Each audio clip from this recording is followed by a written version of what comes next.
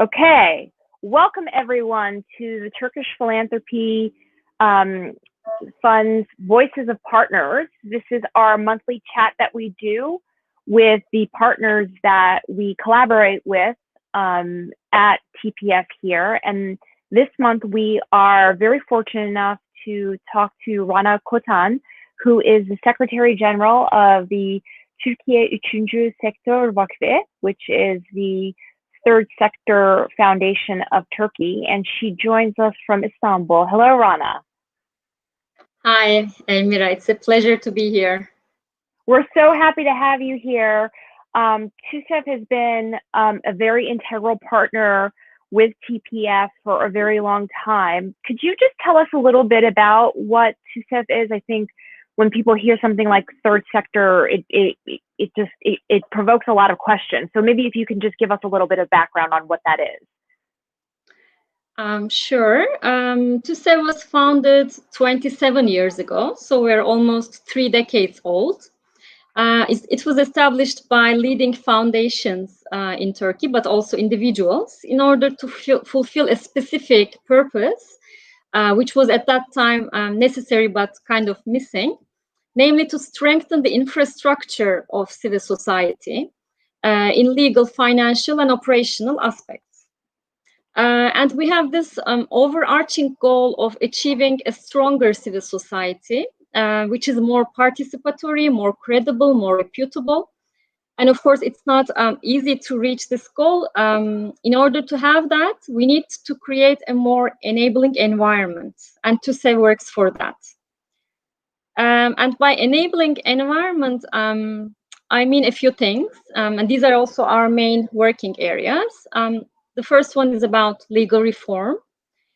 Civil society needs to have a supportive legal infrastructure, and we work to improve certain laws and regulations which directly affect the operation of civil society organizations. We have legal expertise and a strong advocacy power. So we are currently preparing to advocate to change certain legislations, especially on aid collection.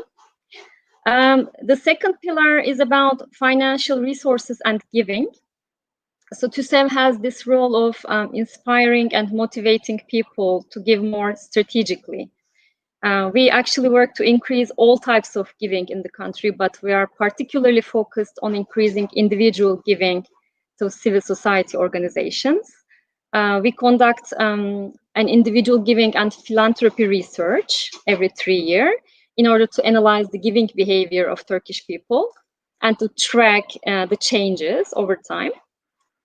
And we also work about the civil society's role and reputation. Because to have an enabling environment, you also need the civil society to be seen as a legitimate sector. It should be accepted and valued in the society. So we're trying to measure the perception and we're trying to improve that perception. Of course, it's tricky, it's not easy to do. And this is a new area of work for us. We started recently working on this one.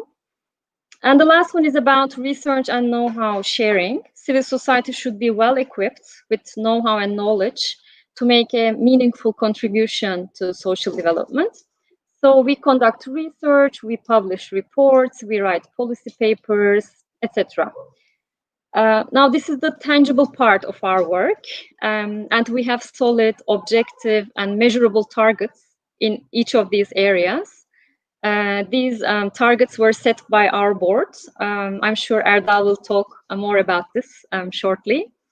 But then there are also these intangible qualities that TUSEV has developed over time, which I believe make our work more impactful, especially in the post-COVID period. We have become this convener, dialogue starter, safe space creator, community builder over time. We have the power of bringing people, different actors, stakeholders together around an issue in a fairly short amount of time. And we convened also different groups in order to see and analyze how the pandemic has affected them. We are managing different communities. One is our member community. We have 80 members, mostly composed of foundations, but also a small number of associations. I used to work actually for one of our members before coming to TUSEV. I was managing their grant portfolio, but now at TUSEV I have gained a much broader perspective on the civil society, because as you may know, it has an incredible diversity. So there are different actors, different approaches, different activities. Everyone has different needs. So TUSEV brings this, bigger perspective. And lastly, we collaborate with international partners. We are involved in different networks such as EFC, Daphne, Wings, CAF, Balkan Network, Civicus, and many others. And we think these are all win-win relationships, because we come together, we share a lot. We talk about shrinking civic space, especially this COVID-19 brought a whole new dimension to our relationship, because now we're all in the same boat facing the same challenge. So I talked a lot, but we do a lot. So this is in a nutshell what we do. Yeah, that is a lot. And a lot of the things that you described, you're talking about reaching out and strengthening civil society in Turkey and going out there, working on whether it's legal reforms or fundraising on behalf of different civil society organizations. And that all requires community building. And you talked about that. You talked about how you're very involved in community building. And then obviously the last part that you mentioned with building partnerships with international NGOs and groups, that's become abundantly harder amid COVID. I mean, we're all, zooming in from our homes, and we're sheltering in place, and our mobility has been limited. How has COVID-19 changed your work? What are some of the challenges that TUSEV and the work that you do, what have you faced? Actually, we were able to adapt fairly quickly to the new conditions. Of course, some of our activities were impacted, like we had to cancel our international conference. Then there is a Giving Circle event, which we used to do face-to-face, and we're having a hard time taking it online because some of the organizations resist. These things exist, but our team was really able to adapt very quickly. And as I mentioned, we are managing different thematic groups and communities like lawyers, grant makers, philanthropy professionals. And these communities have different dynamics. And we were also able to continue and even strengthen our relationship with these communities through Zoom and online mediums. It wasn't very hard for us. And especially during this time, people wanted to convene in a safe space, to share, to exchange, and feel this community spirit, So it was really not hard for TUSEV to continue this work. It was even easier. So we came together with these people, with different people, and we tried to understand what are their needs, what are the challenges they face, and how we can better serve them. And we did that. We collected information. Then we decided to do it in a more scientific way, let's say. So we decided to conduct surveys to have more data from the field and to analyze more deeply. Please, I would love to hear. That sounds like really interesting and important work. Could you tell us a little bit more about the surveys and what did you ask and what were the results? We conducted 2 surveys. The first one was in April, and the second phase was last month in August. We haven't published the second report yet, but I can share some of the initial results. So the first phase of the survey was responded by 170 civil society organizations. Of course, this was the initial phase of the pandemic. It was the emergency period, and organizations were trying to adapt. There was kind of a panic. They were, some of them had to stop or give a break. So there was a lot of confusion at that time. Now, the second phase we conducted last month. We had 141 civil society organizations responding. And things are more or less settled, in this period. So we wanted to compare how much the pandemic has negatively affected their activities. And 78% of them said that their seminars, conferences were affected. 60% said their trainings were affected. And, many of them also indicated fundraising and other services, etc. So the negative impact more or less continues. But there is a slight improvement compared to the first phase, because in the first phase, nearly 1/3 of them said that they had to completely stop their activities. The ratio was 29% at that time. Now it's down to 19%, a 10 percentage point improvement. I'm an ex-finance person, so I use a lot of numbers. I hope I'm not. We love it. No, it's great. It's so good.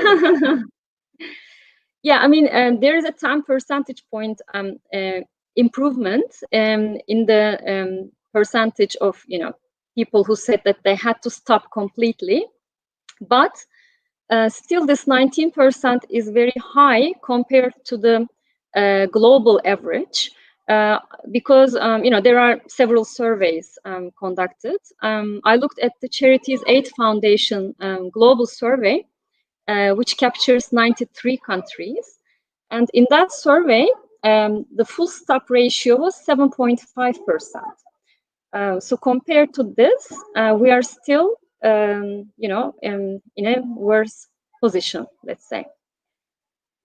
We asked them also how difficult it was for them to implement their activities in the last 3 months. And 41% said it was hard or very hard. So that means they were somehow, adapting their activities, but they're struggling to implement those activities. We asked them whether they are using new approaches in this period. They said 73% said they're developing new ways to reach their target groups. That was the most common response.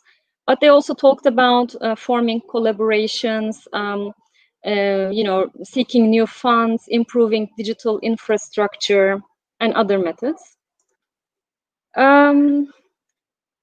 65% said that the pandemic increased demand for their activities, which means they have increased responsibility, especially those organizations working in the area of health, children's rights, women empowerment, elderly rights, social services.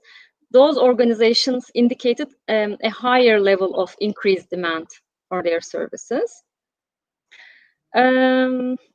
Almost half of them work directly with disadvantaged groups in this period.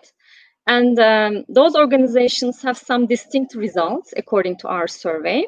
The ones who worked with disadvantaged people recorded a higher increase in donations, a higher increase in the number of volunteers. They received more grants compared to the ones not working with disadvantaged groups. And less percent of them stopped completely. So this was, I think, important. Nearly half of the respondents received grants, especially from the EU, but also from international institutions and Turkish foundations. But most of these grants were project funding. So core funding is limited. They get funding for the project they propose. In terms of employment, only 5% stated that they had to lay off some employees, but 36% said that they may need to lay off their employees in the future if the conditions continue like that. And there was also some improvement in sustainability, because we asked them how much you can sustain your work with your existing resources. I mean, how much you can survive. And some civil society organizations responded up to 3 months. So they're in trouble. So this ratio, this decreased from 24% in the first phase to 11% in the second phase. So these are the ones most in trouble, let's say. But although there is this improvement of 11%, still the CAF global average is 5%. It's still double the world average. So, you know, Turkish civil society organizations kind of are in more trouble compared to the world average, let's say. So I hope this was not too much information, but these are the key highlights from the survey. I guess like my message is that there is some improvement, which is kind of expected because now things have settled a little bit. But Turkish civil society organizations are still struggling. Their responsibility has increased, but they need support. And the last question we asked them was about what kind of support they need in this period. And most of them responded that they need core funding, which means unrestricted funding in order to finance their fixed costs like rent, salaries, etc. And they also talked about flexibility of donors. And about half of them said that they want to be excluded from the aid collection law, which is kind of a problematic law in Turkey. It creates a barrier for fundraising, because for every fundraising campaign, they need to go through a cumbersome permission process. And the law doesn't capture the newly emerging technologies. It's not quite in line with the international examples. So as to say, we are now preparing to advocate to change this law, to improve it, so that they will have an easier way of fundraising. I think that's in a nutshell, you know, the results of the survey. Great. Maybe we can bring in Erdal Yildirim, who is with the VEBI Coach Foundation, to talk a little bit about, because I know that he is on TUSEV's board. Is that correct? Well, he's involved with TUSEV. Hello, Erdal. Emra, how are you? Good. How are you? Thank you for joining us. My pleasure. I wanted to bring you into this conversation. You know, Rana was just talking and pointing out the results of the survey, and obviously, you know, civil society building in Turkey is profoundly important, and you working with the VEBI Coach Foundation are very involved in that. Can you talk a little bit about the work that you're doing to build this sector in Turkey? Well, of course, you know,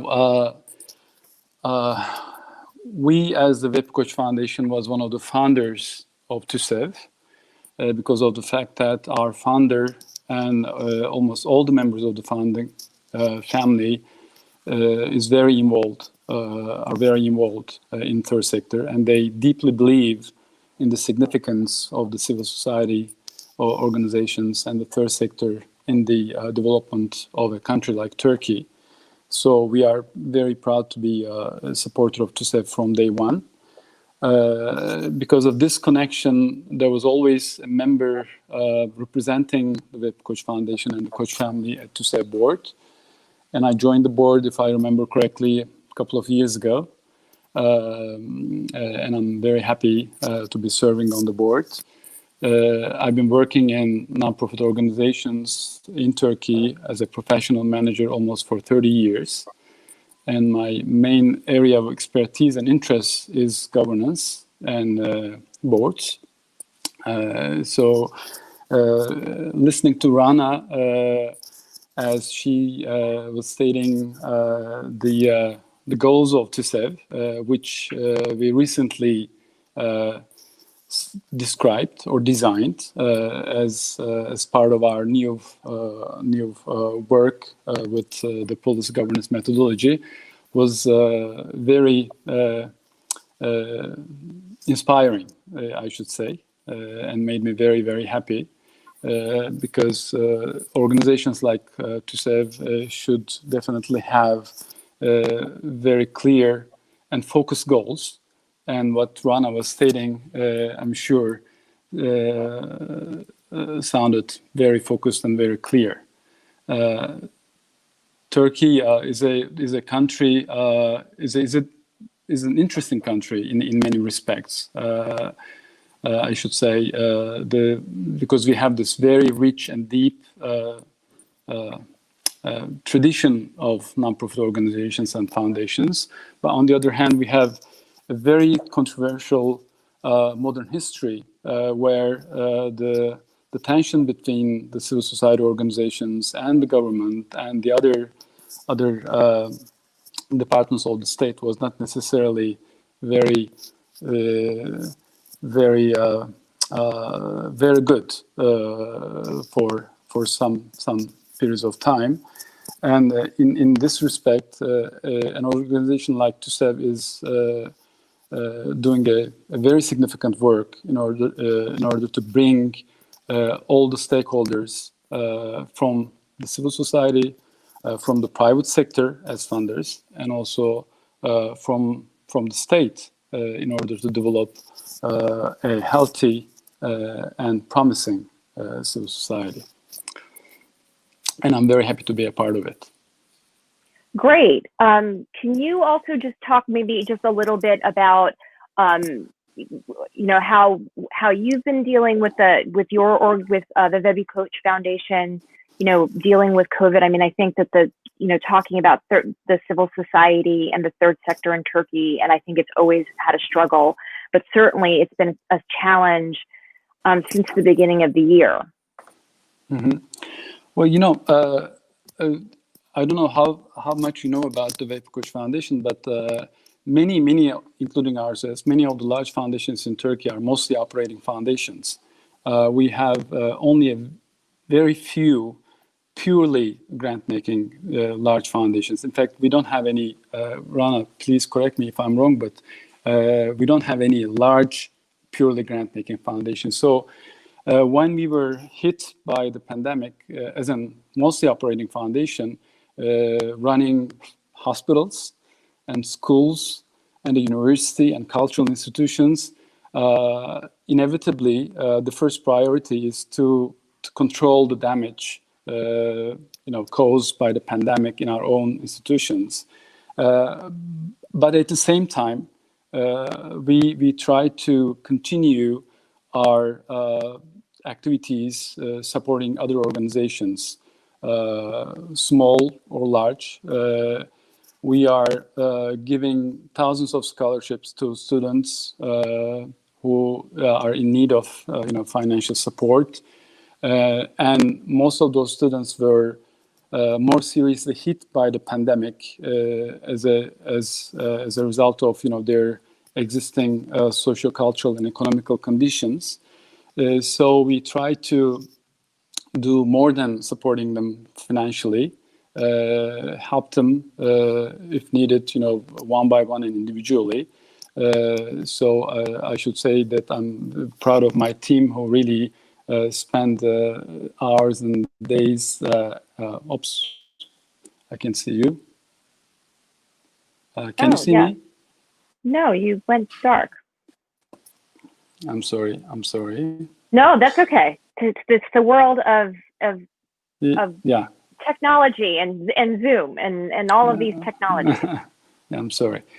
And again, I was saying that we are running 3 hospitals and a medical center. 3 of them are in Istanbul and 1 is in Bodrum. So, and financially, those medical institutions were hit seriously by the pandemic. And we, as a foundation, they did our best to support our institutions as much as possible so that they can continue their services for the Turkish citizens. And I should say that despite of the troubles and despite of the problems and struggles, we are here. We are hit, but we are still strong and proud to be helping the Turkish citizens and people living in Turkey through our activities. I mean, I have to say I've been really enjoying hosting these Voices of Partners for TPF because it is a reminder about all the great initiatives that are happening in Turkey, and so many people like yourself and Rana who are committed to actually, dedicating themselves to students and hospitals and the improvement of lives across various economic and social classes in Turkey. And it really, I have to say, it's a great source of inspiration amid this time of when it's so easy to get caught up in fear and in worry. I wanted to bring in the founder of TPF, Haldun Taşman, because I think he would actually round out this discussion very well. The goal of Turkish Philanthropy Forums, as you all know, is for people to give to various organizations like TUSEV and other organizations that we've been talking to for the past couple of months. And I wanted to, hello, Haldun Bey. Hello, Elmira. It's so great to have you. Yes. This wonderful people. I want to share very briefly my experience with TUSEV. 2005, after selling my interest in our manufacturing business, it was time to give back, and I had a number of consultants in the US that I said, I don't know what to do. Let's figure out a strategy, and we wanted to establish a foundation in US, a community foundation for Turkish Americans, and then in Bolu establish a community foundation. And that was the objective, but I didn't know how to begin. And they told me about at that time. So next trip in 2006, the beginning of 2006, I went to Karaköy, and after a few phone calls, met with the chairman at the time, Üstün Bey, and now Ceylanoğlu and Filiz, big man, was there. So a very good, in October 2006, together we organized a conference. About 80 people attended. We had 8 speakers from different parts of the world on community foundations. And 2 people came from Bolu, business people, and they, after listening at the end of the day, they said they wanted to establish this community foundation in Bolu, and that's how it was born. And the Vakıflar Genel Müdürü came from Ankara. There were many big players that attended the conference. It was at the Armada Hotel, and it was all organized by TUSEV. So it was this is how the Bolu Community Foundation was born.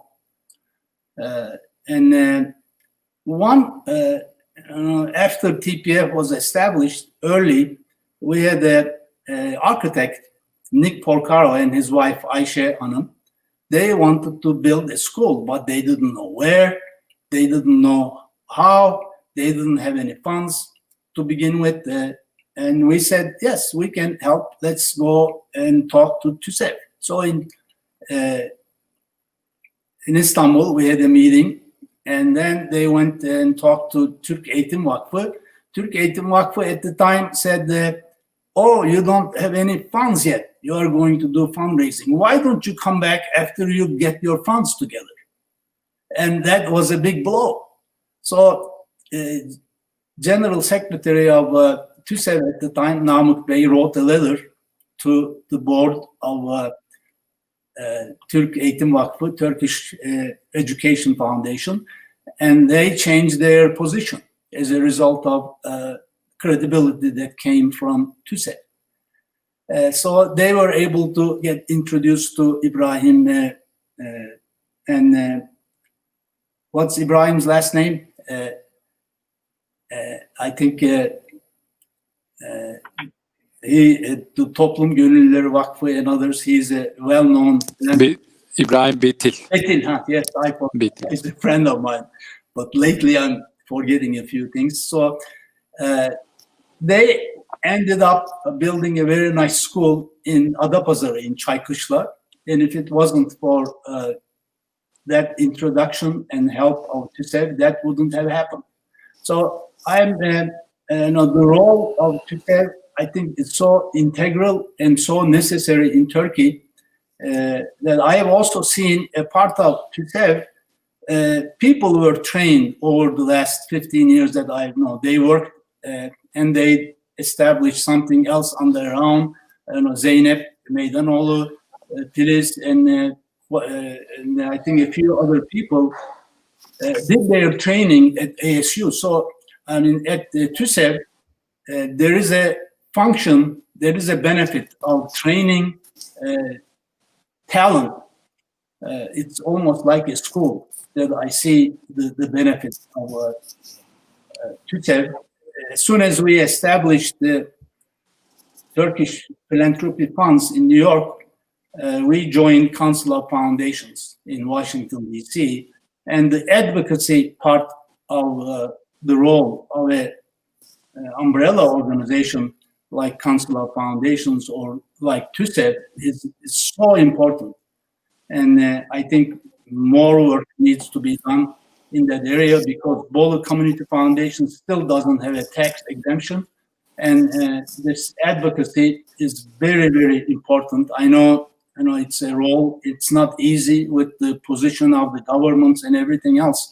But if it wasn't for the deductibility and tax benefits of organizations, foundations in the United States, it wouldn't be, philanthropy wouldn't be where it is today.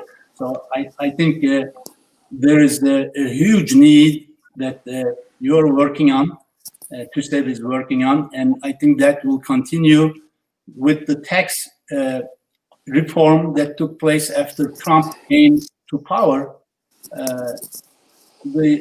Many of the deductions were eliminated in the US, but the charitable deductions remain in full force and effect.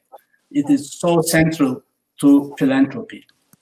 And that's a great jumping board to actually, as we start to conclude our session here, talking about charitable contributions. I know that the people tuning in and watching are interested in how they can support organizations like TPF and TUSEV. So maybe we can talk about how individuals can help with TUSEV and the work that they're doing in Turkey. I would like to say something there. I think people like myself who have some, fortunate enough to have some funds and interest, I think they need to really talk to TUSEV, and they are in the best position to help them guide whatever they want to do. Another area that I met the president of GuideStar International when we were in Istanbul at TUSEV. So that brings transparency. There is many other opportunities I think that can be carried out by a donor who wants to make a big difference through the help of TUSEV. Great. Some final thoughts from you, Rana? Yeah, just to add to Mr. Tashman, I agree that the Turkish civil society organizations need to be supported.